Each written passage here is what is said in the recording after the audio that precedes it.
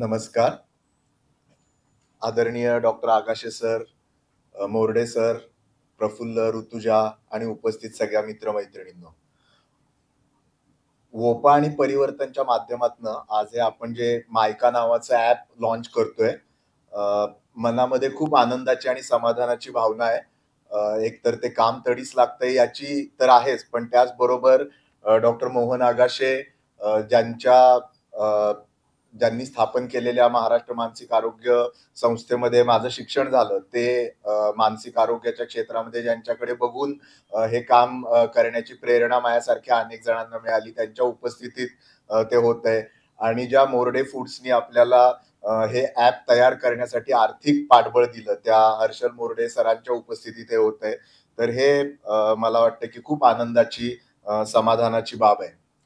आपल्या आजूबाजूला आयुष्यामध्ये आणि समाजामध्ये मानसिक आरोग्याचा प्रश्न हा दिवसेंदिवस आणखीन अवघड, जटिल होताना आपल्याला दिसतोय. 3-4 दिवसापूर्वीची गोष्ट जर तुम्ही बघितली तर पुण्यामध्ये एका 26 वर्षाच्या सी मुलीचा कामाच्या ठिकाणी अतिताणामुळं मृत्यू झाला. तिला नकार देता आला नाही. तिच्या वरिष्ठांना जे काम तिच्यावरती लादलं जात होतं त्याविषयी. तर हे एक आपल्या बाजूला घडलेलं गेल्या आठवड्यातलं उदाहरण आहे. पण आपण जर नीट डोळे उघडून बघायला लागलो तर ताणतणाव, अस्वस्थता, डिप्रेशन, चिंता हे सगळे आपल्या घरामधले आपले भाऊबंद झालेले आहेत गेल्या काही कालखंडामध्ये. म्हणजे साधारण ज्यावेळेला आगाशे सरांनी बी-जे मेडिकलमध्ये सायकियाट्रीचं डिपार्टमेंट चालू केलं जवळ-जवळ 50 एक वर्षापूर्वी, त्यावेळेला हे म्हणजे भारतात असलेले आजारच नव्हे.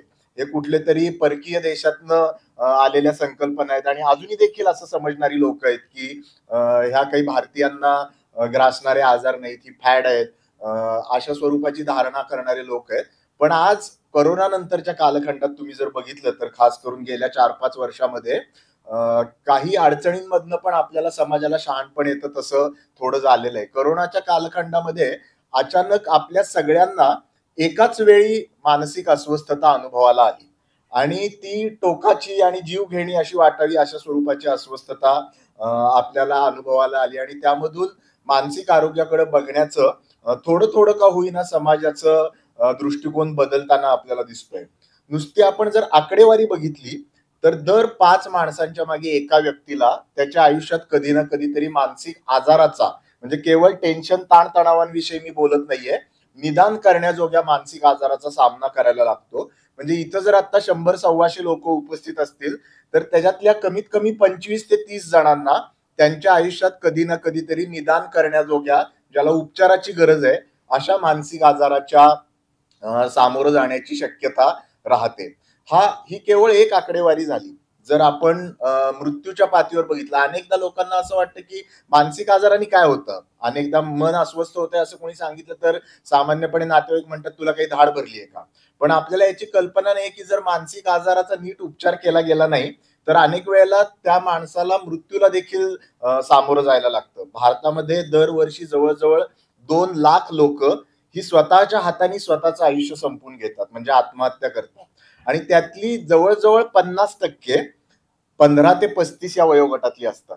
म्हणजे जवळ-जवळ 1 लाख तरुण मुलं-मुली या देशामधली स्वतःच्या हाताने स्वतःचं आयुष्य संपवून घेतायत. कुठल्याही युद्धामध्ये, कुठल्याही दहशतवादी हल्ल्यामध्ये जेवढी माणसं मृत्युमुखी पडतात दरवर्षी, त्याच्या तुलनेत कितीतरी ही जास्त संख्या आहे. त्यामुळे त्याविषयी आपण किती संवेदनशील असतो युद्ध आणि दहशतवादी हल्ल्यांविषयी आणि मानसिक आरोग्याविषयी किती संवेदनशील आहे, याचा जर विचार केला तर आपल्याला हे लक्षात येईल की ही लढाई किती अवघड आहे. आणि या सगळ्या लोकांना उपचार करण्यासाठी आपल्या देशामध्ये इनमीन 10,000 मानसोपचार तज्ञ आहेत. आणि हे तर फक्त ट्रेन्ड सायकियाट्रिस्ट झालं. त्याच्याबरोबर त्यांच्या बरोबरीनं काम करणारे जे समुपदेशक लागतात, सायकियाट्रिक सोशल वर्कर लागतात, त्यांची संख्या तर काही हजारांमध्ये आहे. स्वाभाविक आहे की खूप मोठ्या प्रमाणात अशी जनता आहे आपल्या देशामध्ये की ज्यांच्यापर्यंत मानसिक आरोग्याच्या सुविधा पोहोचू शकत नाही. म्हणजे जे आजारी आहेत, ज्यांच्या घरामध्ये कोणाला तरी उपचाराची गरज आहे, जर तुमच्या घरामध्ये व्यसनाचा व्यक्ती असेल, व्यसनाधीन झालेला, तर 100 लोकांच्या मागे फक्त 5 जणांना उपचार मिळतात भारतामध्ये. जर तुमच्या घरामध्ये डिप्रेशन किंवा चिंतेचा जर आजारी व्यक्ती असेल तर 100 लोकांमध्ये साधारण 15 एक लोकांना उपचार मिळतात. आणि तीव्र मानसिक आजार असेल तर साधारण 25 लोकांना, म्हणजे जवळ 70-75% जास्त लोक या देशामधली मानसिक आरोग्याच्या सुविधा त्यांच्यापर्यंत पोहोचत नाहीत. आणि या सगळ्या बरोबर अज्ञान, अंधश्रद्धा या सगळ्या गोष्टी त्याच्यामध्ये मिसळलेल्या आहेत. एक छोटासा अनुभव सांगतो. परवाच आलेला मला, फार युनिक होता. महाबळेश्वर मधला माझा एक पेशंट, त्याच्या शेजारच्या एका बाईला जिला मानसिक त्रास होता म्हणून मला दवाखान्यात दाखवायला घेऊन आला. त्या बाईची डॉक्टरकडे येण्याची तयारी नव्हती, कारण तिला मानसिक आजार हे माहित नव्हतं. मनोविकार तज्ञांकडे जायचं म्हणजे मी काय मनोरुग्ण झाली का, अशी तिची धारणा होती. हे सगळं असताना तो तिला तयार करून घेऊन आला माझ्याकडे. मी तिला बघितलं आणि त्याच्यानंतर ती औषध दिलं लिहून आणि मेडिकलमध्ये औषध आणायला गेली. तिथे मेडिकलमध्ये गेल्यानंतर परत ती जोरजोरात ओरडायला वगैरे लागली आणि या माणसाला कळेना की अचानक काय झालं हिला ओरडायला. तर तिने सांगितलं, हा कसला डॉक्टर, यांनी काय मला हात लावला नाही आणि इंजेक्शन दिलं नाही, आणि या कसल्या डॉक्टरकडे तुम्ही मला घेऊन आलाय. मग त्या माणसाची हुशारी बघा, त्यांनी काय सांगितलं, हे डॉक्टर आहेत, ते सकाळी डॉक्टर असतात आणि रात्री बघत असतात. आणि मग त्याच्यानंतर ती शांत झाली बाई आणि त्याच्यानंतर तिने औषधं घेतली आणि बरी पण झाली. म्हणजे एका बाजूला अंधश्रद्धा, दुसऱ्या बाजूला अज्ञान आणि असलेल्या सुविधा देखील या लोकांच्या पर्यंत पोहोचू शकत नाहीत, अशा कॉम्प्लेक्स सिच्युएशन मध्ये आपण राहतोय. या पार्श्वभूमीवर परिवर्तन जे काम करतं ते या लोकांपर्यंत कमीत कमी खर्चामध्ये मानसिक आरोग्याच्या सुविधा, शास्त्रीय सुविधा या कशा पोहोचवता येतील याच्यासाठीची वेगवेगळी मॉडेल तयार करणं हे परिवर्तनचं काम आहे. मग प्राथमिक आरोग्य केंद्राच्या पातळीवर त्या कशा नेता येतील, दारापर्यंत, घरापर्यंत त्या कशा नेता येतील, आशा, अंगणवाडी सेविका, जे रुग्ण आणि नातेवाईक आहेत त्यांचे मित्रमैत्रिणी, या सगळ्यांच्या सहभागातनं, समाजाच्या सहभागामधनं या कशा त्यांच्यापर्यंत नेता येतील हे परिवर्तनचं काम आहे. आणि ओपाचं काम आहे की या सगळ्याला टेक्नॉलॉजी ची जोड कशी देता येईल.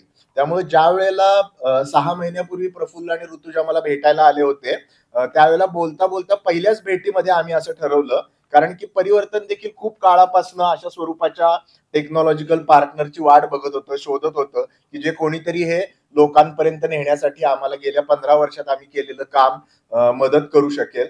आणि त्या दिवशी आम्हाला ते भेटल्यानंतर आम्ही ठरवलं की आपल्याला हे करायचंय. त्यावेळेला आपल्याकडे फंडर नव्हता, सपोर्ट करणारं कोणी नव्हतं, तरी देखील आम्ही ठरवलं की आपल्याला हे करायचंय. आणि माझे वडील डॉक्टर नरेंद्र दाभोळकर अनेकदा असं म्हणायचे की समाजामध्ये तुम्ही जर चांगलं काम निर्धाराने करत असाल तर त्याला पैशाची कधीच कमी पडत नाही. आणि त्याच पद्धतीनं प्रफुल्लंनी मोरडे सरांना हे सांगितलं, आम्ही असं असं करतोय, आणि एका फोनवरती त्यांनी त्या ऍपसाठी सपोर्ट केला. आणि गेल्या 6 महिन्यामध्ये आपल्या सगळ्या टीमनी अतिशय निर्धाराने काम करून आज ते ऍप प्रत्यक्षामध्ये येतंय. थोडी अतिशयोक्ती वाटेल, पण मी मुद्दामून सांगू इच्छितो की हे इतकं सविस्तर, ज्याच्यामध्ये एका पातळीवरती मानसिक आरोग्याची माहिती, दुसऱ्या पातळीवरती पेशंट आणि नातेवाईक यांच्यासाठी मानसिक आजार झाला असेल तर त्या आजाराविषयीची माहिती, जे मानसिक आरोग्याच्या क्षेत्रात काम करणारे लोक आहेत, आशा असतील, अंगणवाडी सेविका असतील, कॉलेजमधले प्राध्यापक असतील, शिक्षक असतील, यांना प्रशिक्षण देण्याची सुविधा, आणि पेशंटला जर प्रत्यक्षात जो आजारी असेल त्याला भावनिक प्रथमोपचाराच्या बरोबर प्रत्यक्षामध्ये मानसोपचार सुविधांशी जोडून देण्याची यंत्रणा देखील या ऍपमध्ये आपण तयार केलेली आहे. प्रफुल्ल त्याच्याविषयी सविस्तर बोलेल. त्याच्यामध्ये आर्टिफिशियल इंटेलिजन्सचा वापर करून शास्त्रीय स्वरूपाची माहिती लोकांपर्यंत कशी पोहोचवता येईल, हा देखील त्यामागचा एक महत्वाचा उद्देश आहे. आणि हे पण सांगणं मुद्दामून आवश्यक आहे की या ठिकाणी आम्ही प्रत्यक्षातला माणूस त्या ऍपच्या माध्यमातून रिप्लेस करू इच्छित नाही. तर जो माणूस प्रत्यक्षात ग्राउंडवरती काम करतोय त्या माणसाला त्याचं काम करण्यासाठी अधिक बळ येण्याची शक्यता त्या ऍपच्या वापरामधून तयार होते. आणि आपल्याला याची कल्पना आहे की मोरडे सरांना मी आता म्हणत होतो की तुमचं चॉकलेट हे तुम्हाला भेटण्याच्या आधी आमच्या सगळ्यांच्या स्वयंपाकघरापर्यंत पोहोचलेलं आहे. पण आता या ऍपच्या माध्यमामधनं मला वाटतं दिवाणखान्यात आणि बेडरूम मध्ये देखील आपण पोहोचणार आहे. कारण की यामध्ये एका बाजूला घरामध्ये ताणतणाव असतील तर काय करायचं हे दिवाणखान्यात बसून चर्चा करायचे प्रश्न आहेत, आणि लैंगिक त्याचा मानसिक आरोग्यावरती काय परिणाम होतो हे बेडरूम मध्ये बोलले जाणारे प्रश्न आहेत, जे तिथून बाहेर येत नाही. तर तिथपर्यंत या ऍपच्या माध्यमातून आपण पोहोचणार आहे. ज्यांना अशा स्वरूपाच्या अडचणी आहेत त्या लोकांना हे पोहोचवण्याचं काम याच्या माध्यमातून होणार आहे. ज्या वेळेला मी नुकताच सायकॅट्रिस्ट झालेलो, पास आउट झालेलो, त्यावेळेला मी आगाशे सर त्यावेळेला आमच्या डिपार्टमेंटचे प्रमुख होते आणि मी पास झाल्यावर त्यांच्या खूप मागे लागलेलो की सर मला या महाराष्ट्र मानसिक आरोग्य संस्थेमध्ये काम करायचंय. आणि सरांनी पण त्यासाठी खूप प्रयत्न केले आणि शासनाला आणखीन काय काय आम्ही एक प्रस्ताव सादर केला, सेक्रेटरीला केलं, आणखीन काय काय केलं. पण शासनाची प्रक्रिया कशी चालते की ज्याच्यामध्ये प्रत्यक्षात 20 वर्ष झाली अजूनही काही झालं नाही. मला हे सांगणं मुद्दामून आज महत्वाचं असं वाटतं. त्यानंतर मी सातारला गेलो आणि स्वतःचं काम चालू केलं. तोपर्यंत माझ्या मनात अशी अंधश्रद्धा होती की समाजामध्ये काहीतरी बदल करायचा असेल तर शासनानेच त्याच्यामध्ये पुढाकार घ्यायला लागतो. हळूहळू मला असं लक्षात यायला लागलं की खरं तर शासनाची काही गरज नाही. अनेक ठिकाणी शासन हे अडचणच असते. त्यांनी स्वतः पुढाकार घेतला तर उत्तम, नाही घेतलं तर समाजाच्या माध्यमातून. शेवटी शासन म्हणजे कोण असतं तर आपले प्रतिनिधी असतात. त्यामुळे आपण काहीतरी करायला सुरुवात करावी, आपल्याला जे योग्य वाटतं ते. आणि समाज येत जातो त्याच्याबरोबर. म्हणून आम्ही जे कामाचं प्रारूप तयार केलं, ज्याच्यामध्ये आज आपले खूप सारे पेशंट आहेत, नातेवाईक आहेत, त्यांच्याकडे पण रिसोर्सेस असतात. असं काही नाही की ते आजारी आहेत म्हटल्यावर त्यांच्याकडे काही क्षमता नाहीत आणि रिसोर्सेस नाहीत. तर ते येतात. प्रफुल्ल सारखी काही तरुण, ऋतुजा सारखी काही तरुण मुलं आम्हाला जोडली गेली, जी टेक्नॉलॉजी, जी आज महाराष्ट्र शासनाकडे पण अशा स्वरूपाची सुविधा उपलब्ध नाही की महाराष्ट्र मानसिक आरोग्य संस्थेला जरी विचारलं की तुमच्याकडे असा ऍप आहे का, तर अशा स्वरूपाचा ऍप त्यांच्याकडे नाही आणि आपण हे मोफत सगळ्यांच्या पर्यंत नेणार आहे. ती तरुण लोक येतात, मोर्डे सरांसारखे पाठबळ देणारे लोक येतात. त्यामुळं आपला प्रश्न सोडवण्यासाठी कोणीतरी येईल, नेता, आणखीन शासन, असा विचार करण्याऐवजी आपल्या प्रश्नाला, आपल्या समोर प्रश्न आहे ना, आपण स्वतः त्याला भिडायला सुरुवात करावी आणि आज ना उद्या त्याचं काही ना काहीतरी उत्तर मिळत राहतं. आपल्यासारखे लोक त्याला जोडले जातात. हा जो अनुभव आहे तो मला वाटतं या ऍपच्या प्रवासामध्ये परत एकदा अधोरेखित झालेला आहे. तुम्ही JW कारवरचं नाव वाचलं असेल. त्याचं चरित्र वीणा गवाणकरांनी लिहिलेलं आहे. त्याच्या समाधीवरती लिहिलेलं एक वाक्य आहे, ते मला स्वतःला खूप आवडतं म्हणून मी तुम्हाला सांगतो आणि थांबतो. ते असं आहे की start from where you are with what you have, make something of it, never be satisfied. तर या मायकाची जी जर्नी आहे ती अशाच स्वरूपाची आहे की आपण कुठनं तरी सुरुवात केली. अनेकदा अशा स्वरूपाचे प्रोजेक्ट तयार करण्यासाठीची जी प्रिपरेशन असते तीच वर्ष 2 वर्ष चालते. तर या पद्धतीनं सुरुवात केल्यानंतर 6 महिन्यामध्ये आपण ऍपचा फर्स्ट ड्राफ्ट तयार करू शकलो आणि या सगळ्यांच्या सहकार्यातनं मला वाटतं ते पुढच्या टप्प्यावर जाऊ शकेल. महाराष्ट्रातल्या जवळजवळ 10 लाख शिक्षक आहेत महाराष्ट्रामध्ये, काही 4-5 लाख आरोग्य सेवक आहेत. या सगळ्यांपर्यंत त्या आरोग्याचं ज्ञान, प्रशिक्षण आणि कितीतरी लक्षावधी रुग्ण आणि नातेवाईक आहेत. मराठी भाषेमध्ये या सगळ्यांपर्यंत ते ज्ञान देण्याची शक्यता या ऍपच्या माध्यमातून निर्माण होते. त्यामुळे तुम्ही सगळेजण आणि मोर्डे सर सातत्याने येत्या कालखंडात याच्या पाठीशी उभे राहाल याची मला खात्री आहे. तुम्ही सगळेजण आलात त्याच्याविषयी परत तुमच्या सगळ्यांचं एकदा स्वागत करतो, आभार मानतो. थँक्स.